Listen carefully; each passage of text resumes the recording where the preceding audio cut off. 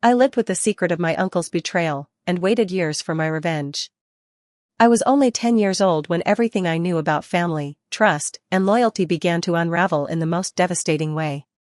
At that age, you think you understand the world around you. You trust your parents, you look up to your relatives, and you feel safe in the little world you've built. But what happens when the person you trust the most, the one who has always been there for you, the one who you've never doubted, turns out to be the one who shatters everything? I didn't know it then, but my uncle, the man I adored, the man I thought of as my protector, was the one who had been pulling the strings of my life in ways I couldn't yet comprehend. He wasn't just my uncle, he was family, someone I trusted with my deepest secrets. And yet, behind closed doors, the truth was darker than I could have ever imagined. For years, I carried the weight of that secret, one that I wasn't even old enough to fully understand. And in silence, it ate away at me, slowly morphing me into someone I didn't recognize. Every smile, every gesture, every word I had once cherished from him was now tainted. But no one knew. How could they? How could I even begin to speak of what was happening? The shame, the confusion, the anger, all I could do was bury it deep inside me and pretend that everything was okay. By the time I turned 26, something inside me had shifted. I had gone from a vulnerable young girl to a cold, calculating woman. A woman who had spent years hiding behind the mask of normalcy, pretending that the past didn't haunt me. But now? Now, I was ready. Ready to take back control, ready to make him pay. Because revenge wasn't just about justice, it was about healing, and the only way I could heal was by bringing down the man who ruined my life. I thought I was over it, but the truth is, I was just biding my time. I waited years for this moment, carefully planning, silently watching as the man who had stolen my innocence continued to live his life, untouched, unbothered, as though nothing ever happened. But I wasn't going to let that happen anymore. This isn't just a story of revenge, it's a story of how one betrayal can shape a life, how silence can turn into something much darker, and how finding your voice, even if it's years later, is the most powerful act of all. But don't think for a second that this was easy. The road to revenge was never simple, never straightforward. And when I look back, I wonder if it was even worth it. Was it truly justice I was seeking, or was it something much darker within myself that I needed to confront? In this journey, you'll hear about betrayal, manipulation, and the toxic legacy of silence. But most of all, you'll hear about what happens when a woman takes back control, and the cost of vengeance when the scars of your past are too deep to forget. Stay with me. This is only the beginning. I was just a little girl when it all began. My world seemed perfect, safe, secure, surrounded by the people I loved. My uncle was always the favorite. Charismatic, generous, and loved by everyone, he was the man I admired most. To me, he was someone I could turn to, someone I felt safe with. He was my protector, my guide, until the truth began to unfold. At the time, I didn't understand what was happening. It started slowly, almost imperceptibly. My uncle would sometimes visit me late at night, after everyone else had gone to bed. I didn't think much of it at first, thinking he was just checking in on me. But as time went on, I began to feel uncomfortable, confused. I couldn't put it into words then, but something was wrong. As I grew older, the confusion turned into clarity.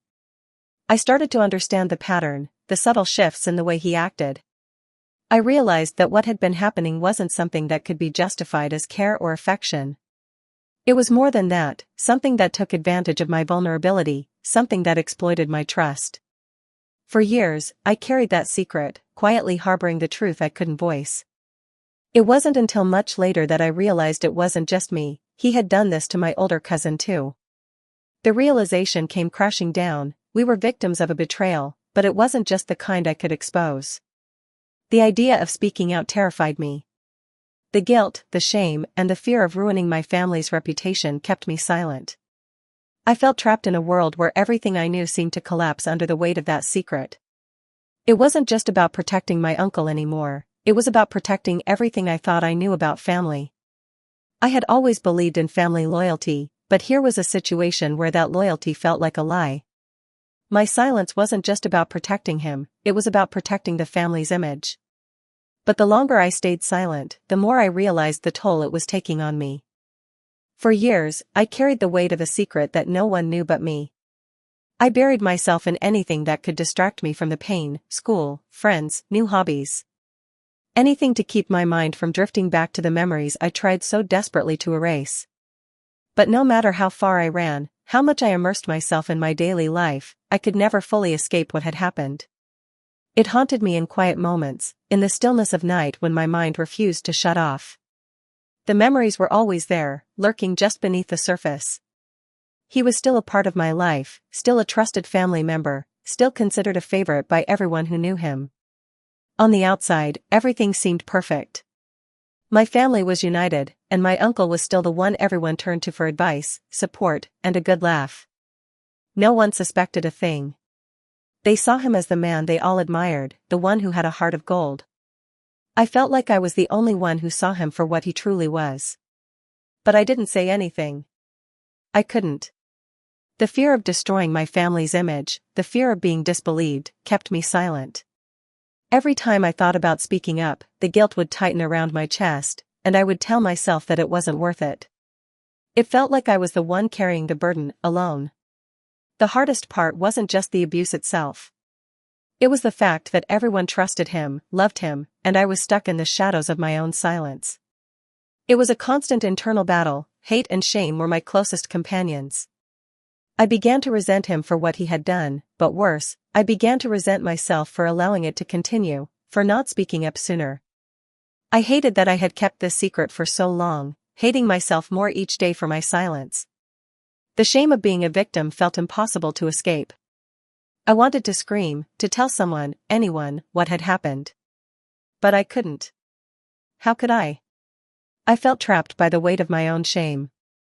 I knew I wasn't the only one he had hurt, but I couldn't find the strength to share what had been done to me. I wasn't just a victim of his actions, I had become a prisoner of my own silence, and it kept me isolated. I couldn't talk to my friends. I couldn't talk to my parents. The secret grew heavier, pressing down on me until it felt like it was all I could think about. But the hardest part wasn't just the memory. It was how deeply it changed me. I began to question who I was. Was I weak for not speaking up sooner? Was I just as guilty for not stopping it when I had the chance? The self-loathing was overwhelming. I told myself I should have been braver, should have said something, should have stopped him. But how could I have known how to stop it when I didn't even understand what was happening? It wasn't my fault, but for years, I convinced myself it was. By the time I was 22, I thought I had finally begun to move on. I had left home, gone to college, and started building a life for myself. I surrounded myself with new friends, focused on my studies, and began working toward a career that would take me as far away from the past as possible. I convinced myself that the trauma was behind me, buried deep enough where I could never have to face it again. But it wasn't until that family reunion that I realized I had been fooling myself. The moment I laid eyes on him, my uncle, it hit me like a wave. He was standing in the corner of the room, chatting casually with my mother, as if nothing had ever happened. He was still the same charismatic, trustworthy figure in the family that everyone loved, admired, and respected. He hadn't changed. But I had. In that moment, I realized how deeply I still loathed him, how much of an impact he had on my life, even now. Seeing him, unscathed, still living the same life, while I carried the weight of years of silence, was more than I could bear. It wasn't just anger, it was the realization that he had always been in control. He had power over my family, over my memories, and over my silence. He had been getting away with it for so long, continuing with his life as if he were the good guy. And in that moment, I realized I had spent far too many years feeling helpless. It was time for that to change. The anger inside me was searing, but something unexpected happened, something I had never anticipated. I overheard a conversation. A conversation that would change everything. I had stepped away from the crowd, needing a moment to collect my thoughts, when I heard voices coming from the hallway. My uncle was speaking to someone, his business partner, I later realized. They were discussing something that immediately caught my attention: money laundering. At first, I didn't believe what I was hearing. But as they went on, the pieces started falling into place. They were discussing how they had been manipulating financial records, hiding money from several companies, and shifting large sums through fake accounts to cover up their tracks. I had always known my uncle was involved in shady dealings, but hearing it laid out so openly felt like a punch in the gut. This was it. This was the weakness I had been waiting for. He had been living a perfect life, pretending to be the good man, the one who helped everyone, who could do no wrong. But now, I had something real, something that could bring him down. Something powerful enough to ruin everything he had built. Revenge isn't something you rush. It's not about acting on impulse or letting emotions control your next move. No, revenge is a calculated decision, a patient game. I knew this, and I understood that if I wanted to get back at him, I had to be methodical. One wrong step, and I could risk everything, not just my plan, but the life I had carefully built for myself. For months, I did nothing but research, study, and observe. Every public record, every financial statement, every mention of my uncle in the news, nothing was off limits. I needed to know everything about his business empire, his investments, and most importantly, his associates. I learned about his connections in high places, his political ties, and the dirty deals he had been involved in. On the outside, my uncle was the man who ran his company with confidence. He was untouchable, surrounded by people who looked up to him, and he had built a reputation that no one questioned. But underneath it all, I knew the truth, he had weaknesses. Everyone does. And I was determined to find those cracks in his armor. The plan was simple. Hurt him where it would hurt the most, his business. That's where he thrived, that's where he built his legacy, and that's where he had all his power. But he was arrogant, he thought he could control everything, that no one could touch him. And that's where he was wrong. I knew I had to get close to the things that mattered most to him. The first step was getting my foot in the door. I needed access. And I knew exactly how to do it. I reached out to an old contact from my college days. He worked for my uncle's company in the finance department, just a low-level guy, someone who had been there long enough to see the inner workings of my uncle's empire. He was the kind of person who could be easily manipulated, someone who wanted to climb the corporate ladder but didn't have the connections to make it on his own. I knew I could use him. All it would take was a few conversations, a couple of well-placed questions, and I could plant the seeds of doubt. I didn't need him to do anything drastic, just enough to make my uncle uneasy, enough to make him question everything he thought was solid in his life. It started small. At first, it was nothing but casual chats, small talk about the office, about the company's upcoming financial reports. I made sure to keep it friendly. I was careful, patient. I didn't want to give away my intentions just yet. But slowly, over time, I started to drop hints. Subtle suggestions about possible mistakes in the company's accounts, weaknesses in the management, and a growing list of problems no one had noticed. It was all part of my plan to plant the idea that his business was on the brink, even though it wasn't. I wanted to make him doubt himself, to second-guess his position, to make him sweat. As the weeks passed, I watched my uncle's behavior change. He started to look a little more nervous, a little less confident. His interactions with the employees at his company became more defensive. I could feel the tension building, and it gave me a sense of satisfaction. He was finally beginning to feel the pressure, even if he didn't know exactly where it was coming from. I had never imagined that revenge would feel this sweet, this powerful. Every small victory, every crack in his facade, brought me closer to the ultimate payoff. But even with the progress I was making, I knew this wasn't the time to act yet. Patience was still required. I couldn't rush this. I spent weeks immersing myself in every detail I could find about my uncle's business. The deeper I dug, the more I realized just how many legal loopholes he had been exploiting over the years, things that no one seemed to notice, or simply chose to ignore. He had built his empire on shaky foundations, using deceptive practices and questionable transactions. But what he didn't realize was that his empire was a house of cards, one wrong move, one piece of information slipping through the cracks, and it would all come crumbling down. I wasn't just after destroying him anymore. This wasn't about revenge for the sake of it.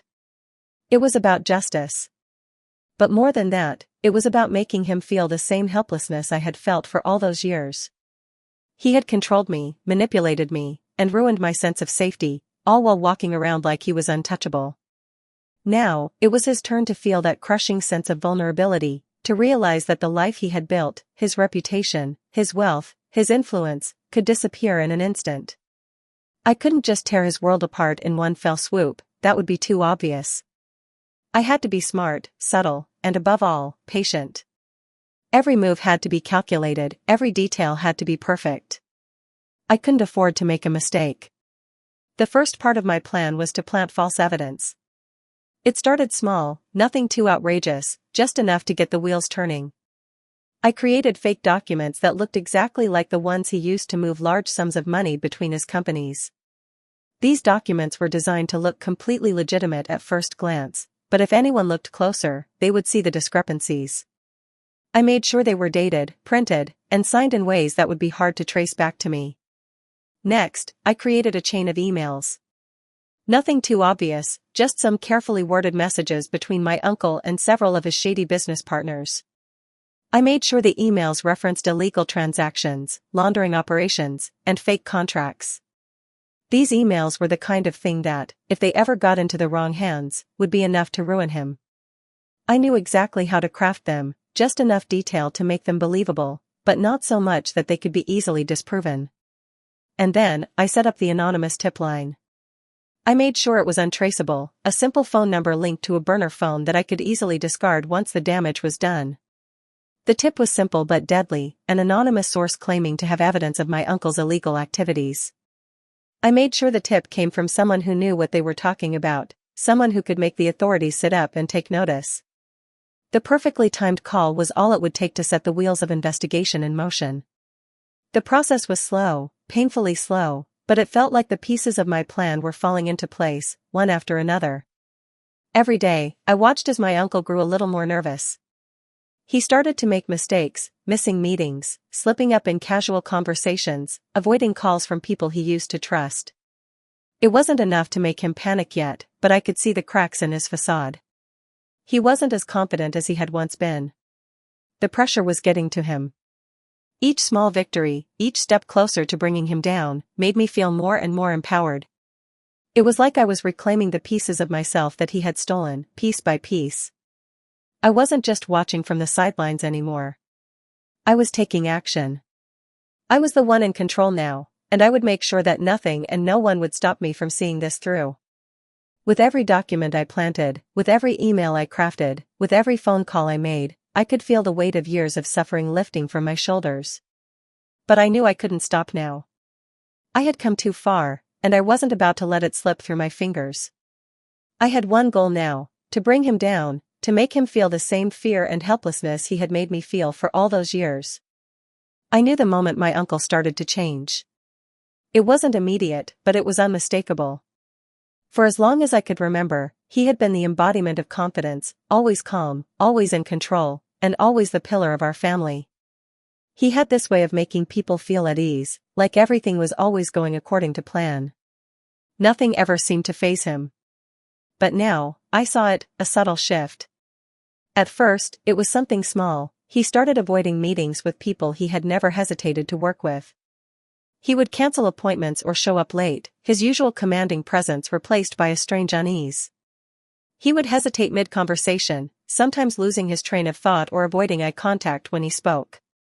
He was no longer the calm, collected man he used to be. It wasn't just in the way he interacted with people, it was in the way he moved through life. He began changing his routines, leaving the office earlier, spending less time with family. I watched him pull away, and for the first time I saw fear in his eyes. I could feel it. The walls he had built around himself were starting to crack, slowly but surely, and he didn't even realize it yet. His business partner, the one who had always been by his side, had started to distance himself too. They had always been close, two men who seemed inseparable in their ambitions. But now, the partner seemed more distant, avoiding calls and even cutting back on the number of joint projects they worked on. The tension between them was palpable, and it only added to my growing sense of satisfaction. The cracks in my uncle's empire were getting bigger. I could sense the panic rising inside him, even though he never spoke of it. His confidence, his control, were slowly being replaced with paranoia. He was making mistakes, misplacing documents, missing deadlines, and getting caught in small lies. But he was still trying to keep up appearances. The facade was shifting, but it hadn't yet fallen apart. I could feel the shift, the uncertainty in his every movement, but I also knew the worst was yet to come. Each day, I watched him struggle, silently. And every small crack, every moment of doubt, felt like a victory to me. My plan was working. It wasn't just about exposing him anymore, it was about seeing him squirm, seeing him unravel piece by piece. I had known from the start that revenge wouldn't be a quick fix. It wasn't just about getting back at him for what he'd done to me, it was about breaking him down in every possible way. And the slow process of watching his world fall apart was more satisfying than I ever imagined. It wasn't enough for him to just lose his business or his reputation, it was about him feeling what I had felt all those years, that sense of helplessness, that fear of not knowing what would happen next. I didn't feel sorry for him. I didn't feel bad for the fact that his empire was starting to crumble. It was his turn to feel the weight of consequences, to realize that the world he had built on lies was about to collapse under the weight of the truth. For the first time, he wasn't in control anymore. I was. I didn't rush things. I wanted to savor every moment of this. But every day, I saw the cracks in his world get just a little bit bigger. And with every one of those cracks, I could feel the weight of my past lift off my shoulders. It wasn't until the authorities came to his door that I knew my plan had worked. Up until that moment, I had watched him struggle, watched as his world slowly began to crumble under the weight of the secrets he had worked so hard to hide. But when the police arrived, when they showed up at his doorstep with warrants in hand, I knew it was all over. The look on his face was all I needed to see. It was a mixture of confusion and disbelief, the same expression I had once worn when I didn't understand why he hurt me. Back then, I was a scared little girl, too terrified to speak out. But now, I was in control. I was the one who watched, the one who finally held the power. And it felt nothing like I thought it would. There was no satisfaction in seeing him brought down. No relief. Just a quiet recognition that what I had set in motion was finally taking effect. I stood at a distance, blending into the background, watching as the scene unfolded. He was squirming, trying to explain himself, trying to act like the man who had always been in charge. But nothing could stop it now. The world he had carefully built, the reputation, the status, the wealth, was all being torn down in real time. The authority he once wielded with ease was now slipping through his fingers, and there was nothing he could do to stop it. The police officers didn't need to say much. His face told the story. He knew what was happening. He knew this was the beginning of the end. He had been exposed. The very secrets he thought he had kept hidden for years were now out in the open, and the truth had finally caught up with him. The shame was written all over his face.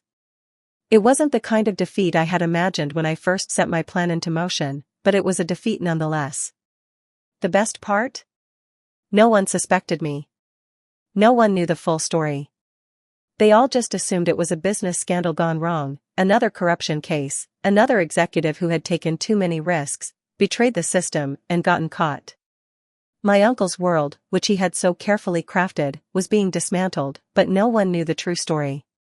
They didn't know that the fall of his empire was the result of a carefully planned scheme, executed by someone who had spent years in silence, waiting for the right moment to act. I couldn't bring myself to feel sorry for him. As much as I had been tempted in the past, as much as a part of me still wanted to believe he was the man I thought I knew, the truth was undeniable. He had done this to himself. His greed, his arrogance, and his lies had finally caught up with him, and there was no one left to shield him from the consequences. And as the authorities started to take him away, I felt a strange, almost empty satisfaction. The kind that doesn't come from revenge but from the simple realization that, for once, I had gotten what I deserved. He was the one who had stolen so much from me, from my family, and from so many others. And now, it was his turn to face the consequences. I watched as he was led away, his head low, the weight of his failure finally sinking in. And for the first time, I didn't feel any of the anger or resentment that I thought would accompany such a moment. I wasn't angry anymore. The pain of the past had been replaced with something far more important, closure. He had been the one to destroy me once. But now, I had destroyed him. The final blow came when I saw him resign from his company. The announcement was swift and brutal, no build-up, just a sudden press release stating that he was stepping down due to corruption and fraud. The public, of course, didn't know the full extent of his crimes, but the damage was done. The media was relentless. His reputation, the empire he had spent decades building, was destroyed in a matter of days. There were interviews, articles, and investigations that followed, each one exposing more of his deceitful dealings, each one adding another layer to the story of his downfall. His network of corruption, the deals he'd made in the shadows, the fake investments, the money laundering, it was all coming to light. He lost everything. His company, once a thriving business, was left in ruins. His wealth vanished, as lawsuits piled up and assets were frozen. His status in the community, the very thing he had worked so hard to build, crumbled in the face of undeniable evidence. His friends, his colleagues, everyone he had relied on, began to distance themselves from him. He was left with nothing. No business, no wealth, no support. The life he had spent his entire existence crafting was now gone, and there was nothing left for him but the wreckage of his past. It felt like victory, but it wasn't the triumphant moment I had imagined for so long.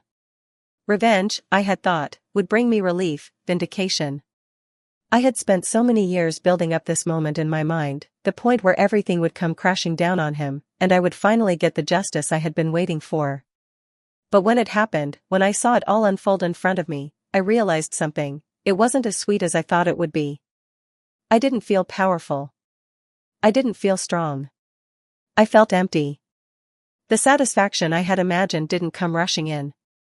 Instead, there was this quiet void, a sense that the victory I had worked so hard for wasn't enough to fill the space left by all the years of anger and pain. I had spent so much time hating him, thinking that once he paid for what he had done to me, I would feel whole again. But I didn't. In fact, I felt more lost than I had before. I had spent so long obsessed with his downfall that I hadn't stopped to think about the toll it would take on me. The years of anger, the years of bitterness, the years of revenge, it had all built up to this moment, and now that it was over, I realized I didn't know who I was anymore. I had put so much of myself into this quest for justice that I didn't know what I was supposed to do now that it was finished. I couldn't deny the relief, the catharsis that came with seeing him fall from grace. But it was tempered with something else: regret. Had I done the right thing? Or had I let the darkness of my past consume me, leading me down a path that left me feeling more empty than ever before? The irony of it all wasn't lost on me. I had set out to make him feel the same helplessness, the same fear I had felt as a child. But in the end, it wasn't just him who felt lost. It was me too. In trying to take everything from him, I had unknowingly taken something from myself, the part of me that had been whole before the rage had consumed me. I wasn't the same person I was before all this began. The dust had settled. The storm that had been brewing for years was finally over, but I couldn't shake the feeling that it had left me feeling emptier than I had ever expected. I had destroyed him, taken everything from him, his reputation, his wealth, his power, and in return, I had reclaimed a version of myself I thought was lost forever. But with the destruction of his empire, there was no grand sense of victory. There was no satisfaction that I had imagined would fill the space where so much rage had once lived. The months following his downfall were filled with a strange sense of quiet. His life had unraveled so completely that there was nothing left for him to cling to. And for the first time in my life, I was able to breathe without the suffocating weight of his influence hanging over me. But despite all of this, something felt off. I had spent so many years wrapped up in the idea of revenge, thinking it would be the answer to my pain, the cure for my suffering. I had believed that if I could just take him down, I would finally be able to heal. But healing, I quickly realized, wasn't something that happened just because I had seen him fall. Healing wasn't something I could force into existence. I started to realize that all these years I had been consumed by anger. I had forgotten what it meant to live. To truly live, not just in the shadow of revenge, but in a way that made me feel whole again. I had lost track of who I was, of what really mattered in my life. I made a choice. It wasn't easy, and it didn't happen overnight, but I decided it was time to stop looking backward. It was time to stop dwelling in the past, in the trauma, in the anger, and to finally start moving forward. The first step was acknowledging that I couldn't keep running from the pain. I had to face it. Not for him, but for myself. I sought therapy, something I had long resisted. I never thought I needed it, but as time passed, I realized that I wasn't as invincible as I thought I was. The years of silence, of living with that secret, had taken a toll on me. But talking about it, confronting it, wasn't as terrifying as I once imagined. It was the first step toward understanding that the past didn't have to define me.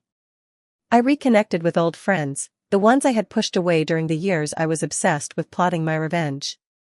I realized that the love I had pushed aside, whether from friends or family, wasn't something I could afford to lose. They were the ones who had always been there, even when I was lost in my own thoughts of vengeance. I also made amends with myself. I stopped holding on to the guilt that had weighed me down for so long. The shame of not speaking up sooner, of allowing myself to be manipulated, had kept me locked in a mental cage.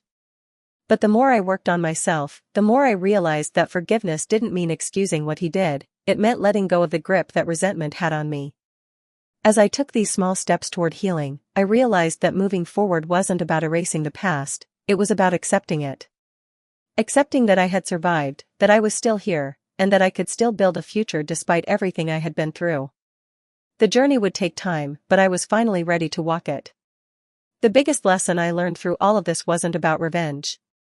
It wasn't about getting even or making him feel the same hurt I had endured. It was about regaining control of my own life. It was about finding peace in my own heart.